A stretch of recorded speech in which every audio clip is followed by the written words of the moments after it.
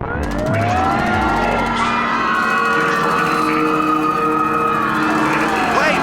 stop! Our future doesn't have to be like that. If you step on in to the secret kindergarten, showing you that your young children hold the key to understanding the universe, understanding the self, and therefore, they hold the key to human freedom. Your child is the gatekeeper. Only you can open the gate, and the secret kindergarten is going to show you how. Welcome everyone to the secret kindergarten. I'll do my quick little intro. Just a reminder that you can find the links to anything I read or refer to during the show in the description of this episode once it's published on my website, and you can check out previous shows on the Revolution Radio archives, and you can download my content for grown-ups or for kids on all the podcast platforms. And thank you for tuning into Revolution.Radio, the #1 listener-supported radio station in the whole world. So please help support our efforts and airtime by visiting the station's donation section on our website, Revolution.Radio. And today is a very special show. We are continuing our exploration of initiation rituals. In the long run, I'm trying to find eventually if some kind of a revival or a reinstatement of initiation rituals in our lives for children, for 7-year-olds, is something that's going to improve their trajectory in life. Can we just come up with a ritual, chuck it into our lives, and that's actually going to make a big change? I'm suspecting there's a broader cultural lifestyle that really wants to be coming along with that, but today we have a special guest who's going to share some anecdotes regarding initiation rituals for young people. She is a traditional Chinese medicine practitioner, a GAPS diet practitioner, and an accomplished herbalist practicing out of the Yreka Healing Arts Centre in Yreka, California. She is also the host of Brigid's Well on Revolution Radio, Tuesdays, 8 p.m. to 10 p.m. Eastern Time. It's Geri Quintero, aka Mitzie. Thank you for coming on the show. Hey, thank you, Gino. Yeah, looking forward to having our chat today. I'm really excited. It's looking at your website, and I have a million questions, but I think we're going to try and stay topical because I have a lot of questions just personally about water filtration, all kinds of things. But let's stay with initiation. And I just before we start, I was going to say that talking about initiation last week, it kind of fired up the chat room, which is really interesting to me and really cool. And, that's how I heard from you that you had some things to share. So that's why you're on the show today. So, I'd love to hear all about your experiences with initiation ritual. Well, I guess I don't really use the term ritual for it. It's more in the traditions that I've been hanging around with Native American Indians, and also sort of, I guess, maybe neo sort of Celtic people. It's more, rather than using that term ritual, it's more like an honoring ceremony or an honoring gathering or something. So it's not, because I think that just sort of like rituals, they sort of, and you look at like rituals in different cultures, and sometimes they tend to have this like sort of strange, adherence or sort of honoring of this sort of old, like some beings outside of ourselves that are, demanding that we do these rituals. I mean, that's just sort of my take on it. But so the ceremonies and the honorings is sort of, it's like an earth person's more like a, like a cycle of life kind of, belief, and subscribing to that more than anyway. And then rituals also, it just kind of has this weird connotation to me. So I kind of use the word ceremony and honoring. But so, I've been a part of several different coming of age ceremonies for young boys, or, adolescents, I guess you would say, adolescents, boys and girls. And if you want, I can just describe what I was a part of and what I saw and felt, and also some comments and just the reactions of people around who were part of it. very positive, very, very life affirming. So yeah. And did you want to focus on the children aspect of it? Well, if there, yeah, as much of that would be great. It's fantastic. I'm already sort of, you're already clearing things up for me. Honoring is Cool. kind of the word that, yeah, I understand what you're saying about ritual. It kind of doesn't sit right. Also, yeah, I guess it has those connotations like you were saying. And also, I think if you change the sort of trajectory of what that means, it sort of implies that it's a sort of maybe weekly ongoing thing. That's maybe my Catholic conditioning, going to church every Sunday, but like a routine. But yeah, an honoring, that's probably what, yeah, I think that's great. I've actually written that down, taken a note, because that's I think a word I'm going to use moving forward. So thank you for that. And yes, we would love to hear. Okay. Yeah. So yeah, I was, let's see, I guess I'll just talk about the coming of age ceremonies. I mostly participated with the ones for the boys because I had relatives who did it. And so it's kind of, and I'll just start from the very beginning. When you start talking about this stuff, what it is that there's these natural cycles in many different sort of indigenous cultures around the world.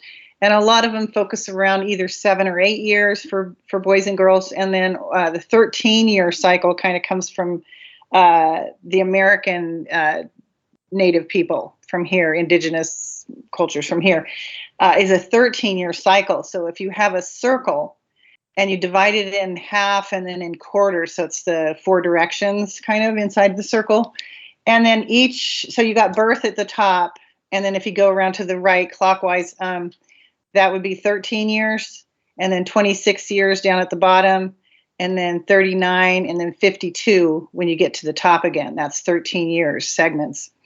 And so the first 13 years would be from 1 to 13 is, the child is more sort of attached to the mom and dependent on the mom for sustenance and guidance and education and stuff, and in the home.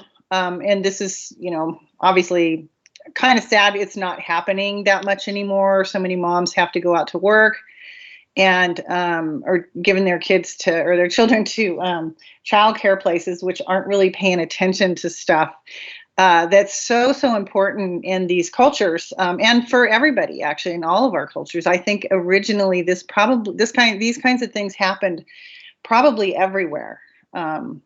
I don't know firsthand because I've just had the experience here, and I've gotten teachings from elders from like Mexico and stuff. My most in-depth teachings have been from the Cherokee people in the north, on the east coast of the United States, and then Mexico.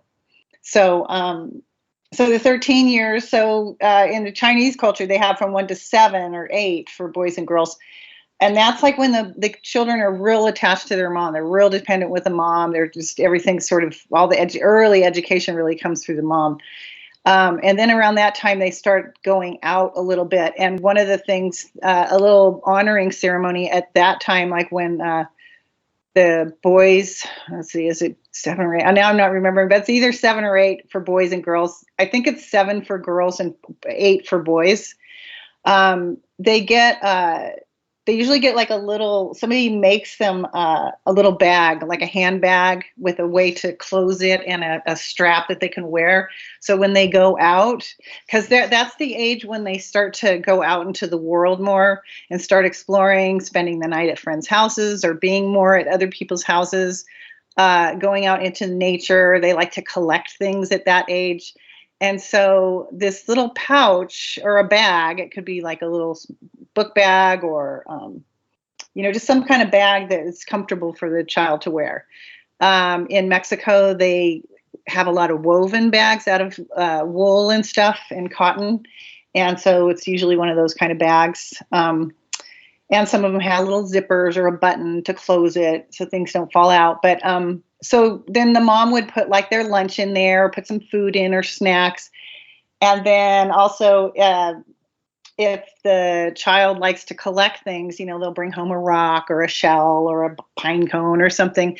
So they have they get encouraged to start interacting with the natural world like that, and honoring it, by maybe bringing it home, making a little, I don't know, we call them altars or whatever, but little, like a little scenario on their little nightstand or something, or bring the objects home to have with them. And that's a way they're, supporting the communication and relationships made with the natural world.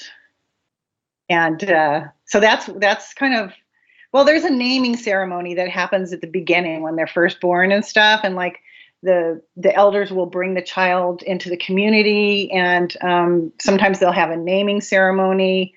So that happens when they're infants, right?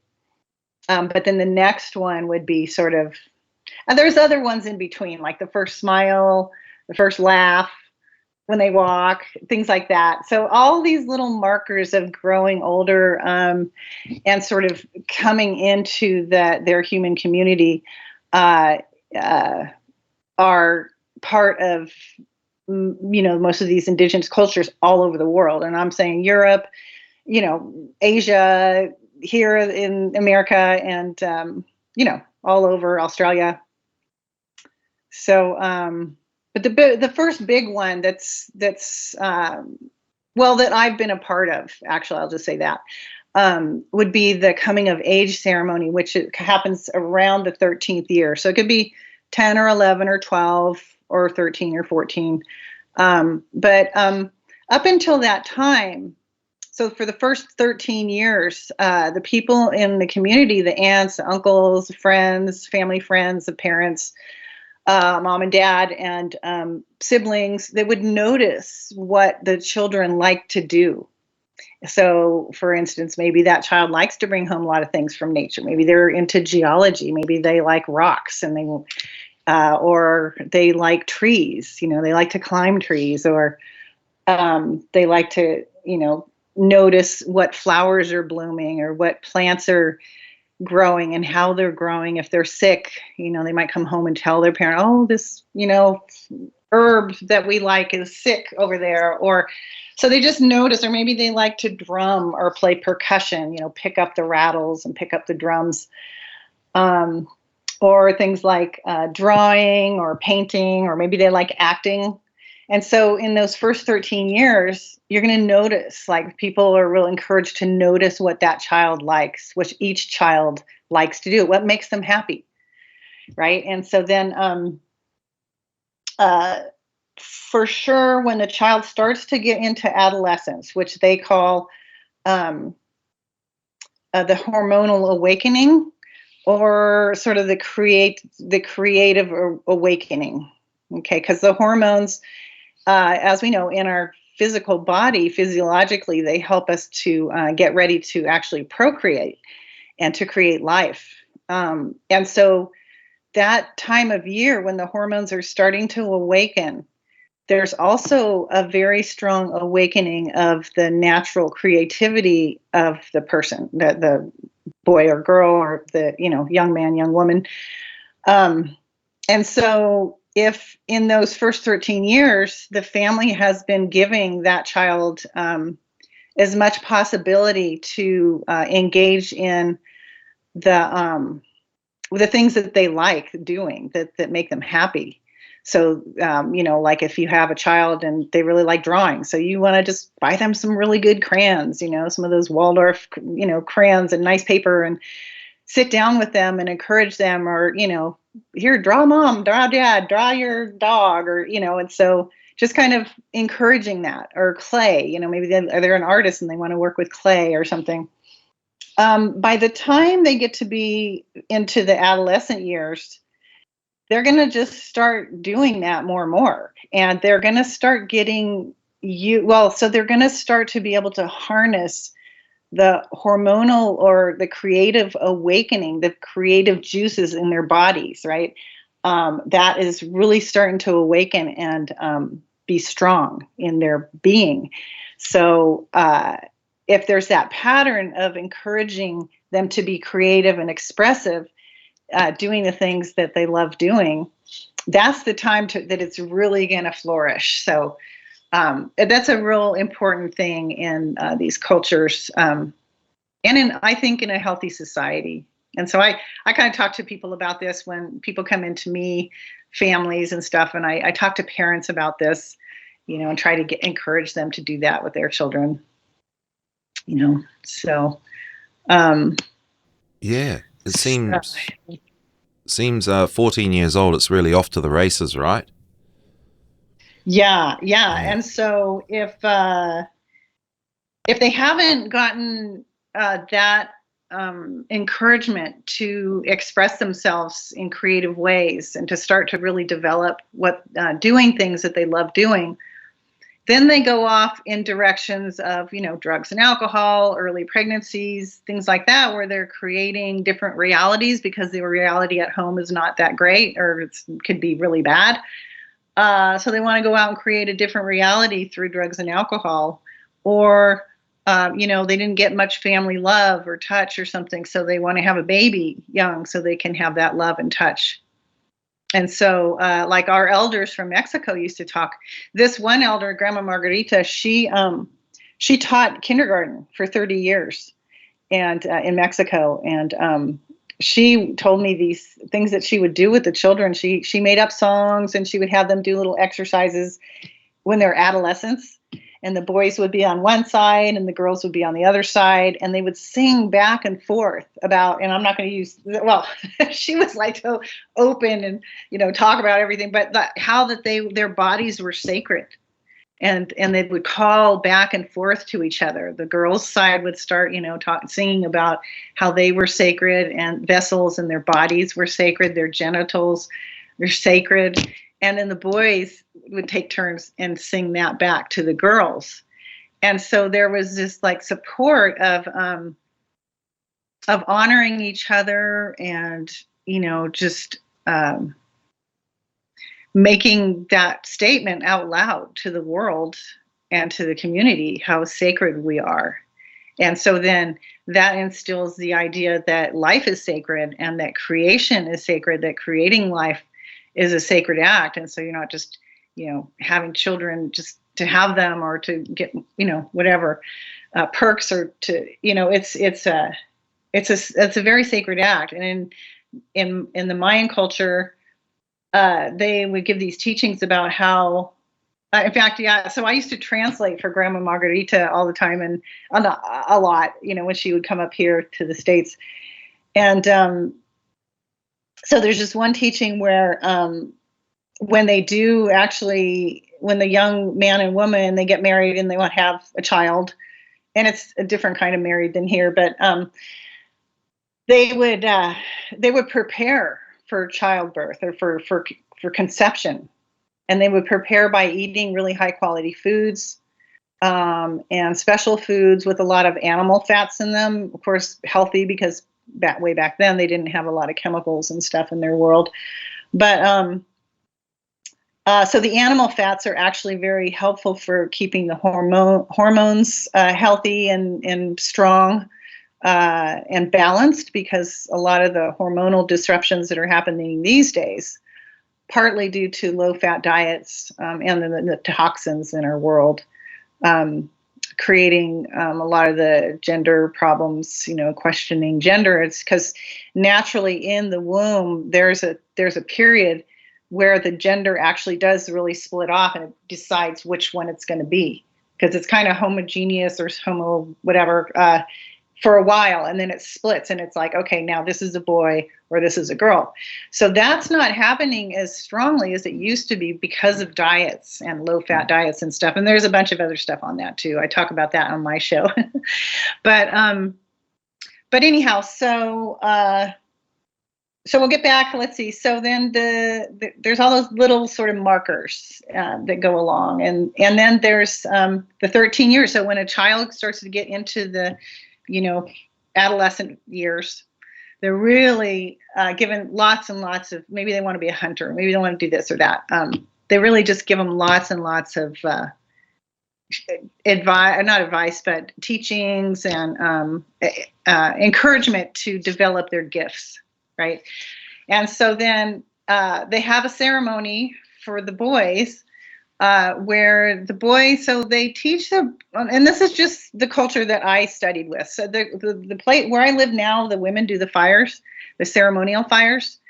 But I think this culture that I studied with, they have the men doing the fire because they saw that men have been sort of co-opted and brought into this whole war mentality where they started learning how to use fire in a destructive way, like through war and firearms and stuff like that. So they have the men light the fire, prepare the fires for the ceremony. And because they want the boys and the men to be intimately involved with creating and maintaining a very healthy and life-affirming relationship with fire. So moving away from that war mentality relationship with fire. Right, fire being masculine and, funnily enough, symbolizing action in the tarot. Yeah, which is connected to which is like, you know, a masculine dynamic, not a men's dynamic, but a masculine thing, right? Right. Oh, interesting. Right. In general, yeah. Mm-hmm. Yeah. Of course, you know, there's a balance on all sides. You know, it's like women have fire too, but yeah. So in general, that's kind of what happened. And I don't know really the philosophy of the Indians where I live. The Karuk Indians and the Yuraks, the women do the fire, and I haven't heard the teachings of why that is, like why it's different here. And I'm not sure if that has to do with they were, I want to say, discovered or conquered or whatever last, because we're on the West Coast and the, you know, wannabe controllers came from the East Coast. But yeah, so in any case, so for the boys in the ceremony that I was involved with, went out and got their wood. So they were taught by the elders, the men, what they were going to do. And they told them about, they were, you know, to prepare to stay out, they call it on the mountain, for either, it could be, it just depends on the culture, and nowadays it's a little different, but it's like 1 or 2 or 3 nights, but usually it's like 1 night for the young men. Nowadays, that's what I participated. It was 1 whole night. So they get their wood together. They go out and they walk around with an elder who helps them find a spot that's good for. They're going to sleep there and they're going to have their fire. So they build a fire ring. And they get their firewood together. And if it's a rainy area, they want to have a tarp and stuff to be able to keep things dry. But, then they do a sweat lodge, which is kind of like a sauna. People know about saunas, but it's a ceremonial one where usually there's 4 rounds. They call them 4 rounds, but they anyway, so they do a shortened form of a sweat lodge before they go out onto the mountain. They get brought out there, and at this time, what this is doing too, since we talked about the child's, the boy's relationship with their mom, it's kind of being severed right then. So they kind of have teachings with the moms too, that, you know, you're letting go, your son's, he's going to be okay. You got to let go. You got to do something else. So they usually have some kind of ceremony for the mom, or music, or, you know, something going on to entertain the moms. So they're not all worried because, you know, this is kind of a danger. There's some danger involved in a way. I mean, it's these days it's quite very, hot. What's that? It'll be quite hot. Oh, We're coming up to the break. Oh, okay. I didn't know you had a break. Okay, cool. Well, stay tuned. We'll see you on the other side of the ad break. Thank you, Mitzie. Welcome back to The Secret Kindergarten. I'm your host, Gino, and today we are talking with the host of Brigid's Well, Mitzie, Geri Quintero. Thank you for being here. And Geri is sharing with us her anecdotes on initiation. And that's how I learn best, hearing stories and learning about experiences of other people and experiencing things myself. So it's great to have you here.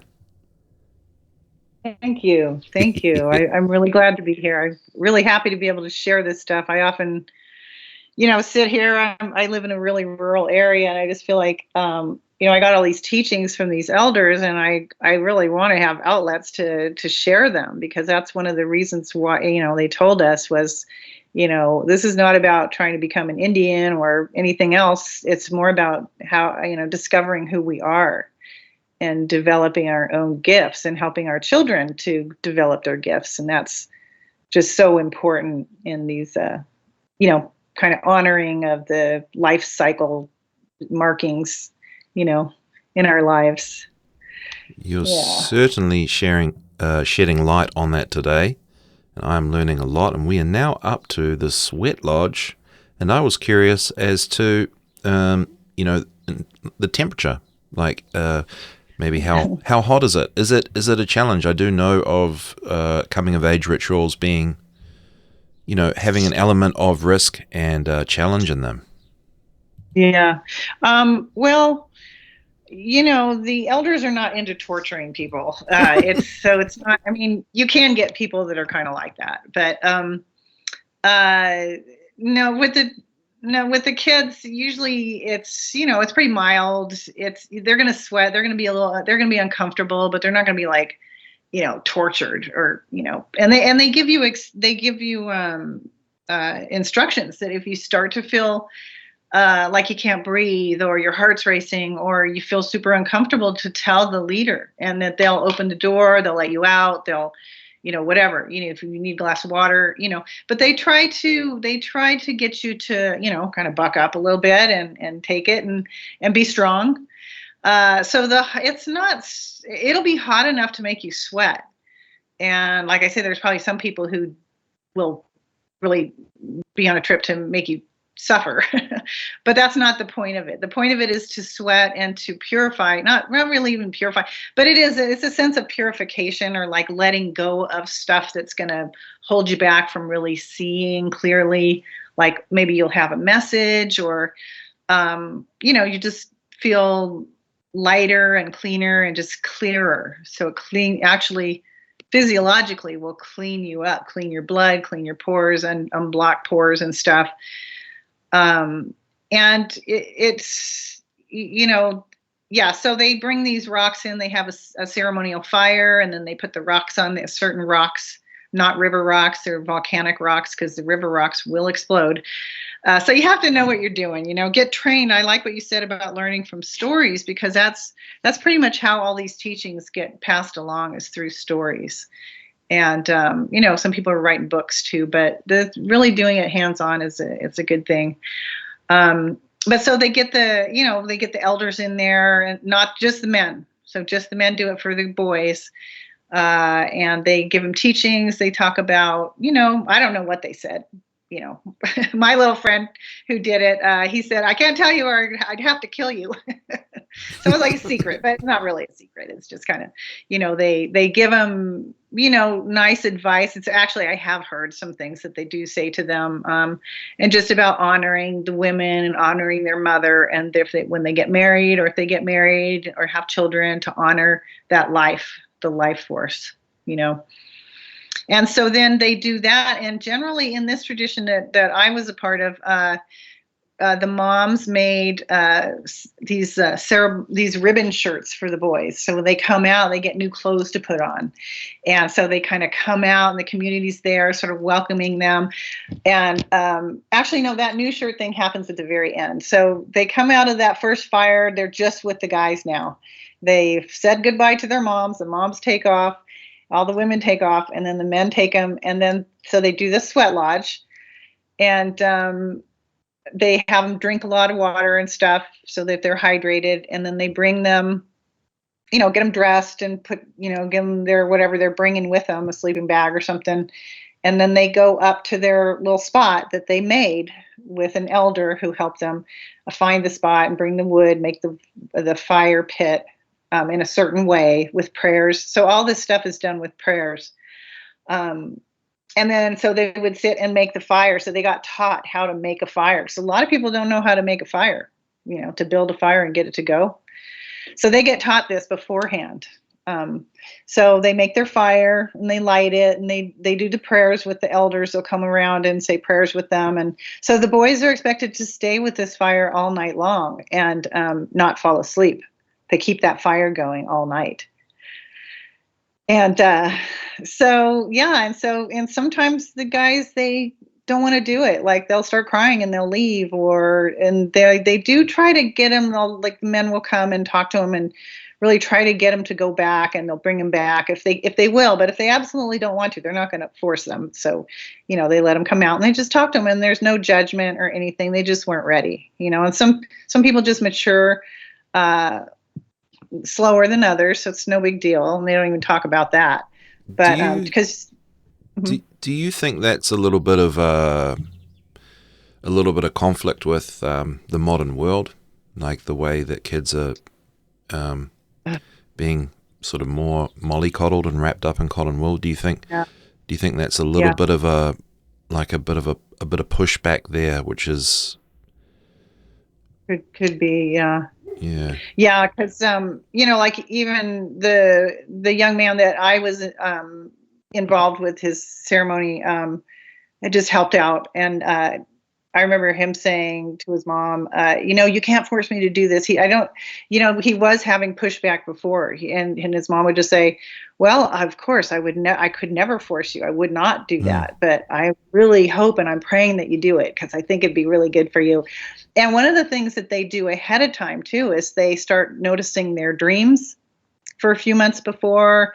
They do something like they give something up, like this young man that I knew, he gave up, I don't know if it was like sugar or something, or cupcakes or cookies or something, something that you like, you just stop doing it for that time before you do the ceremony. So, there is pushback, and you're going to see that for sure. And the best way to just honor, if you really don't want to do this, then of course I'm not going to force you, but I really hope you do. And so then also the elders would have them go around and talk to different men that are sort of like-minded, thinking kind of people, your friends, of what it was like what was their coming of age ceremony like what did they do?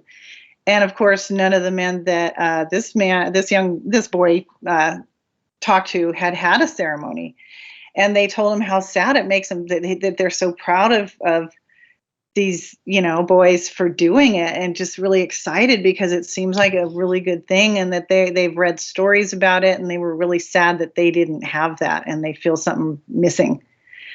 And so, they kind of start to open up their mind to what it is that they're doing, so they don't, feel pushed into anything. Yeah.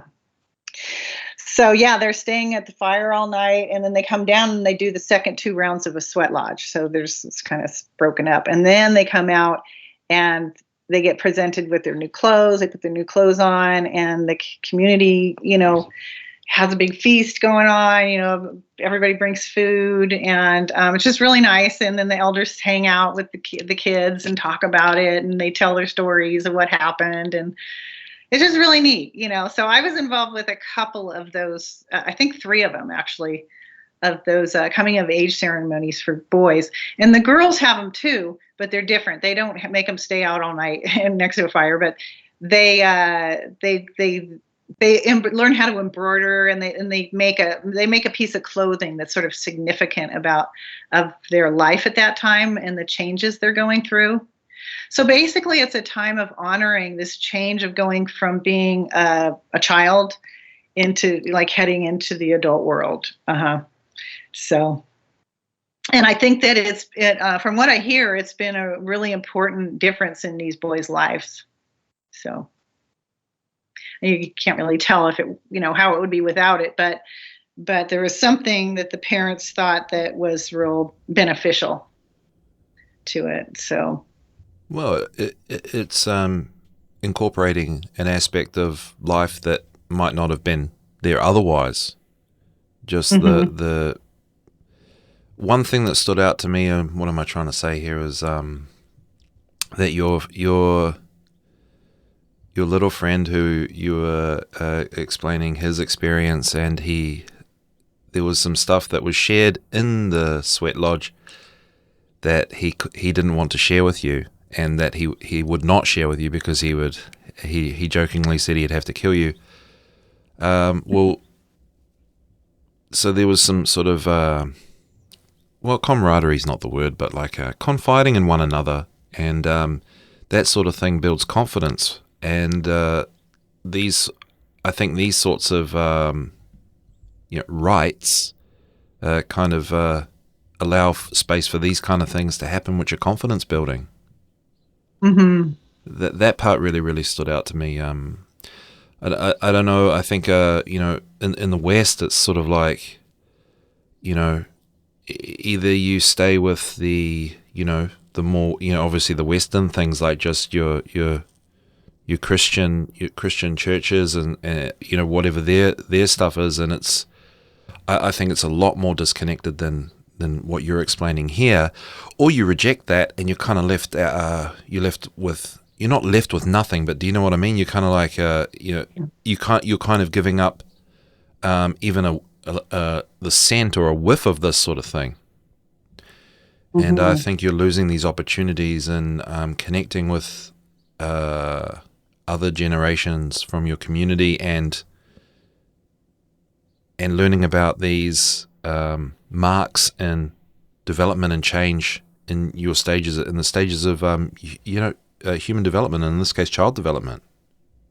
Mm-hmm. So it's so the big thing we're getting here is it's an honoring, and it's an honoring of these milestones. Mm-hmm. Super cool.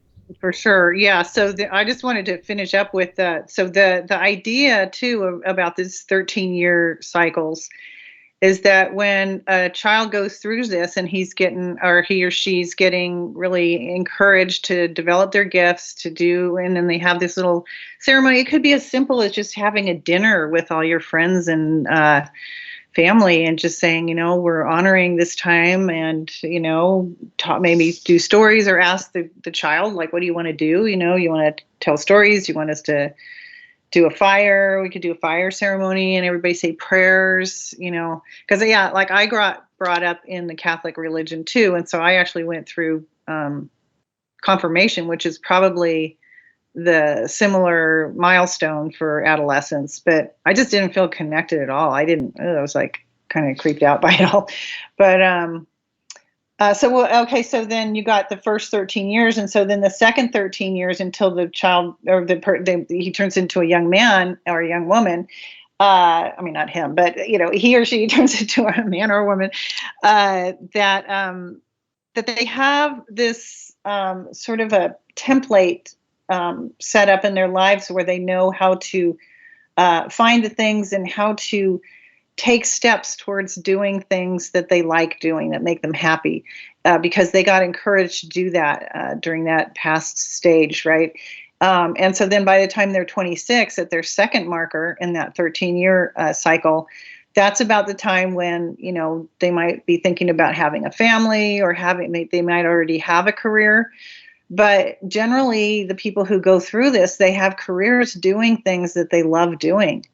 So that they're actually happy in their careers. They're happy making money and making a livelihood doing things they love, and then when or maybe they already had children by the 26th year, but they're that template and that the patterns of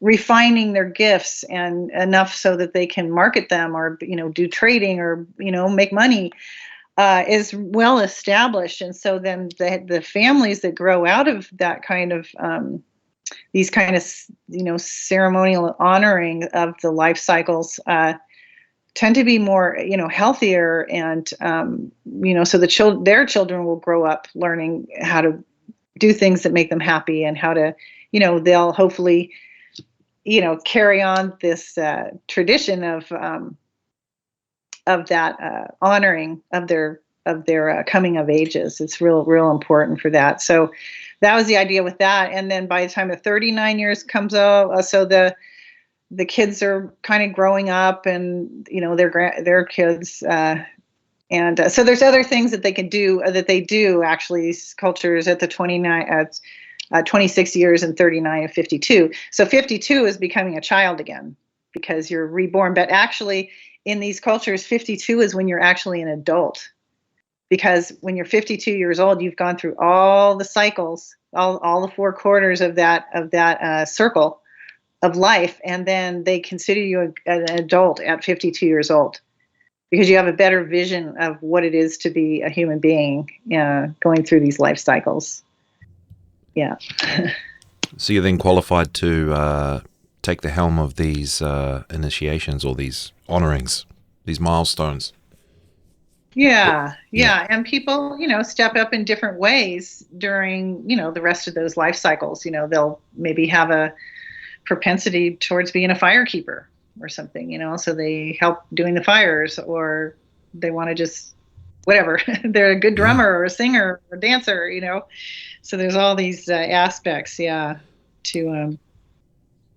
sort of just like honoring the unfoldment of our gifts as humans, that we're all different, and we share common milestones and stuff. And so just supporting each other through that process of unfolding, right? Yeah. So starting with childhood and being more an observer and a guide to the young ones, and allowing them to be, seems to be the right start. And you mentioned that one of the sort of rites is to allow the child to go off with a bag. Is that correct? Well, it's just they don't really allow. They have. It's just honoring that natural thing that happens, that they get to be 7 years old and they want to go stay the day at their neighbors, or they go. They just have a little bit, you're letting the leash go a little bit further. And so then they have something that can keep them safe. So they've got their lunch there, they've got some snacks, some nuts, or a piece of fruit or something, or a thing of water, so that they learn about traveling. They learn about being out in the world, and how to take care of themselves, how to take care of their needs, their own needs. And so the mom helps, and the dad, the parents will help. And so it's just part of that letting go, in a way, of the child. But it's like drawing the circle a little bit further out. Yeah, that's tool empowering. I think that really sets things up for this journey in these 4 13-year stages. It's basically doing that is kind of the opposite of what would normally happen, which is really the dropping off at daycare. That is a inversion of that, which is amazing. So I not really even in I'm just not in contact. My elder in Mexico died, and just the whole COVID thing really threw a wrench into everything, because it divided everybody up into and of course, like, I think that the Native Americans were really targeted big time with the vaccines. The clinics up here were bragging that they were the first clinics in California to get the COVID vaccines. And so it just kind of really, I think that these kinds of practices, there's a lot of resistance to allowing them to go forward. But I'm hoping that by sharing them, that people can just sort of think of ways, wow, that sounds really neat, but maybe we could do, find some people who want to, and I use the word prayer together, but it's like basically setting our intentions, or what do we envision? Like, what's our ideal? What would be really cool for this person, or, allow the young person to speak, about maybe their fears or their apprehensions or something, and then to come in with support, in different ways for these young people coming to age. Yeah. Yeah. So the first step would be, having to, be conscious of the milestone, the age, the year, and the date, and what happens, and trying to bring some reverence into that, some honoring, which I've learned from you today here. Yeah. And another thing I wanted to say is speaking of the coming of age, honoring with the sweat lodge, there seems to be one thing I was thinking of is acceptance. How you were saying the child was allowed to pursue the things that they were interested in, and then they come of age, and I just thought of the word acceptance because that's the age that you're kind of usually just naughty and getting in trouble, and you're not allowed this, not allowed to do that, and then here we are with this this rite where you come in and you're kind of brought even further in and welcomed even further into life, into the community, and so that I think acceptance seems to be like a big, just my opinion, that acceptance must hold some pretty high importance for instilling like this confidence and stuff in the boy or the girl who's now coming of age. They're allowed to be, they're coming in as themselves and all the stuff that they've been allowed to do, and it's being affirmed that they are who they are, and that's okay, and that's good. And that seems to be, again, the opposite of sort of 14 years old, where you're just not allowed, can't do this, can't do that, detention, suspension, all the... Yeah, or, like nowadays, it's, especially, I think, sort of working class people might not have money, so they leave I've just seen this happen recently where the boy who was 13, 14 years old was left home with the little girls. That is not like in the Waldorf tradition. They're like, you should never leave a boy in charge of children. Boys have to be kept busy all the time. Yeah. That's the Waldorf take on it. They just need to be busy.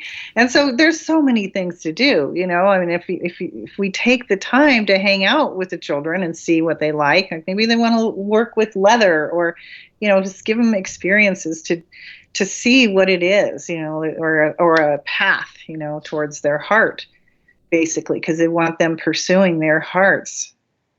And that's what they call the path of heart in the Native traditions from around the world. And I'm not just saying Native American, but is to really encourage that child to learn to follow their heart, and fill their life with love and loving people and loving experiences, and the more we can do that with them, especially around the 13-year milestone, like it start at 10, 11, 12, 13, 14, 15, that's a really important time to make sure that even if you haven't been doing this in their lives, to just start anywhere, and we can even actually, there's actually ceremonies where you can go back and read and do your coming of age ceremony. Like, I was actually part of this where there was a group of men and a group of women, and we both were like, we never had this. All I had was, the confirmation, and I didn't feel like that really did much for me or anything.